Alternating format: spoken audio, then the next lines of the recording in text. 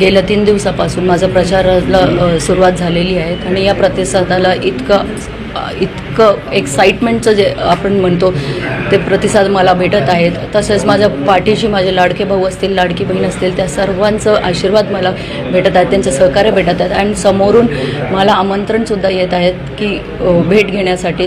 माझं चर्चा फोनवर सगळ्यांशी झालेली आहेत, पण सामोरेचं राहिलेलं होतं ते 3 दिवसापासून आम्ही सुरुवात केलेली आहे. एक वरपर्यंत युती आहे तुमची सर्वांची, तुम्हाला काय वाटलं बंडखोरी करून उभा राहावं असं? हे बघा, बंडखोरी हा शब्द सगळ्यात आधी नाशिकमधून आलेला आहे. आम्ही बंडखोरी नाही केली. माझा फॉर्म शेवटच्या वेळेस भरलेला गेला होता, तर हा बंडखोरी त्यांना आधी केलेली आहे. तुम्हाला काय वाटलं तुम्ही उभा राहावं असं का वाटलं? जर सगळी तुमची युती असताना तुम्ही का उभं राहिला? हे आमची हक्काची जागा होती आणि जर शिवसेनेला 4 जागा देण्यात आली होती, त्यामध्येही त्यांना गीते भावांना तिथे आपल्यासमोर आपले